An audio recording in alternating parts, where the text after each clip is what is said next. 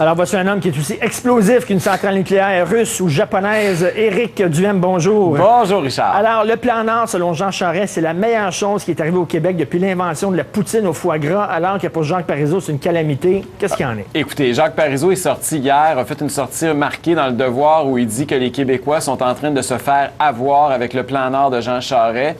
Et Monsieur Parizeau souligne judicieusement, d'ailleurs, que le Québec est en train d'investir des dizaines, voire même des centaines de millions de dollars en infrastructures dans le Grand Nord. Et ce que M. Parizeau propose il propose trois choses. D'abord, il dit qu'il faudrait que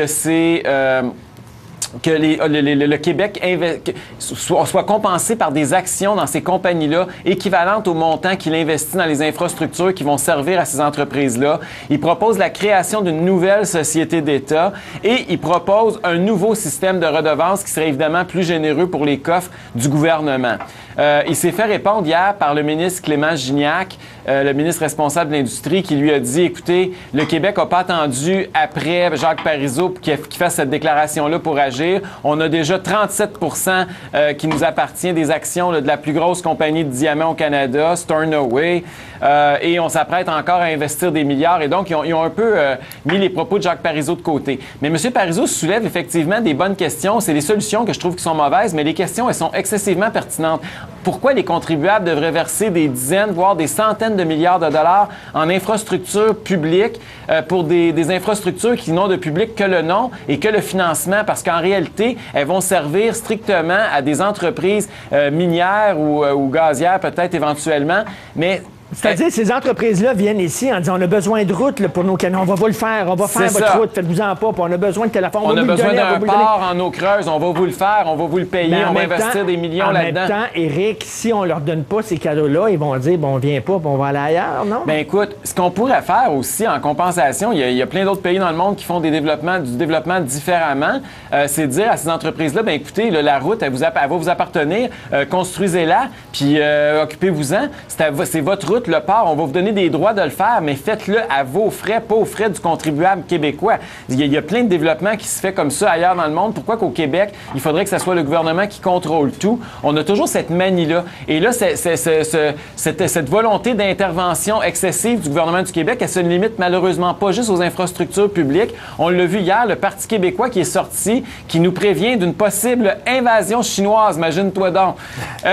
Et ça, ce qu'ils disent, c'est qu'il y a des sociétés minières ou des sociétés, effectivement, qui s'apprêtent à investir dans le Grand Nord québécois, qui sont de Chine et qui pourraient faire venir de la main-d'œuvre chinoise, comme ils le font. On souligne notamment l'exemple en Afrique du Sud ou ailleurs dans le monde où les Chinois arrivent avec leur propre main-d'œuvre. Et là, le Parti québécois dit, oh, scandale, qu'est-ce qui va arriver? On peut pas avoir de la main-d'œuvre qui va venir juste pour des courtes périodes travailler, puis que l'expertise, puis qu'après ça, retourne chez eux. Bien là, pourquoi le Parti québécois fait ça, vous pensez? Parce qu'évidemment, c'est une forme de défense des intérêts syndicaux, évidemment. C'est la même chose que ce qu'on voit aussi. Il y a un très bon article ce matin aussi dans le Journal de Montréal, Journal de Québec à ce sujet-là, sur le fait qu'on dénonce que la main-d'œuvre étrangère est en train de venir de plus en plus, de profiter de cette manne-là éventuelle du plan Nord.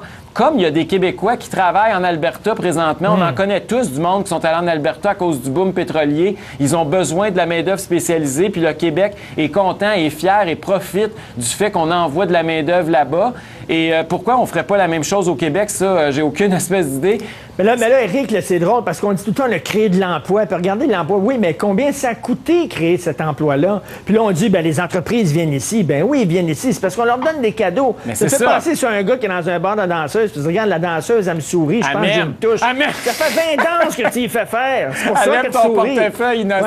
Elle aime ton portefeuille, t'aimes pas toi. C'est la même chose qu'on voit présentement. C'est exactement ça. Fait qu'il faut arrêter d'être idiot là-dedans puis de penser que c'est aux contribuables à mettre la main dans leur poche. Si le plan Nord, il y a des ressources puis il y a des richesses puis il faut les exploiter, tant mieux. Puis l'autre, l'affaire, est-ce qu'on va jouer encore une fois avec l'argent des Québécois, avec le bas de laine des Québécois, avec ce qu'on a investi à la Caisse de dépôt et de placement du Québec pour faire du gambling puis mettre ça dans des sociétés minières? Je sais que François Legault parle de ça. Jacques Parizeau parlait de ça hier. On n'a rien appris de ce qui s'est passé au Québec depuis 3-4 ans. Là. Investir dans des minières, là, c'est risqué. Ça ne tente pas de risquer nos fonds de pension là-dedans. Rapidement, à l'UPAC, rien ne va plus. La chicane est poignée. La chicane est poignée. Encore du monde qui claque la porte. Écoute, Moi, là, j'aimerais ça qu'on parle de l'UPAC des nouvelles plus souvent. Mais pas parce qu'il y a des chicanes de police, boboum, boboum, qui se cognent une contre l'autre, là. J'aimerais ça qu'on parle de l'UPAC parce qu'il arrête des bandits, il arrête des mafieux puis des syndicaleux qui sont en collusion puis qui nous volent notre argent puis qu'on les fout derrière des barreaux. Mais on n'entend jamais parler de ça parce que ça, ils le font pas.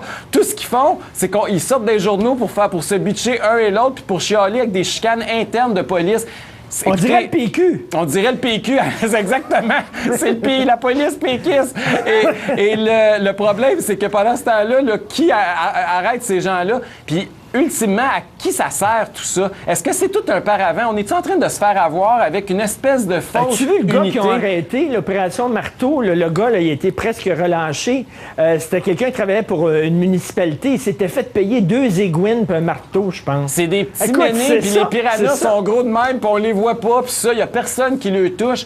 Et ça devient un moment donné indécent et scandaleux. On a l'impression que c'est un cover-up orchestré. Ils font-tu exprès pour montrer qu'ils font quelque chose, mais s'assurer qu'ils touchent pas aux gens qui sont vraiment concernés? Ça a de plus en plus l'air de la manipulation politique, cette affaire-là. Et il va falloir un moment donné qu'on ait des comptes puis qu'il y ait du monde, les vrais coupables soient identifiés, là. On a un rapport, le rapport du Chesneau qui est sorti, qui nous explique comment il y a du monde qui sont en train de nous enfiroiper, comment est-ce qu'il y a du monde qui abuse du système et qui nous vole des centaines de millions de dollars. Puis on n'a pas un seul criminel derrière les barreaux pour ça. Ouais, c'est Puis incroyable. les polices se chicanent entre eux autres. Tout à fait. Merci C'est le beaucoup. monde à l'envers. Merci, Richard. Éric Duhem. On doit le laisser aller parce qu'il doit aller jouer dans la suite de Debbie Does Dallas. Yes! On s'en va à la pause. On parle d'économie américaine.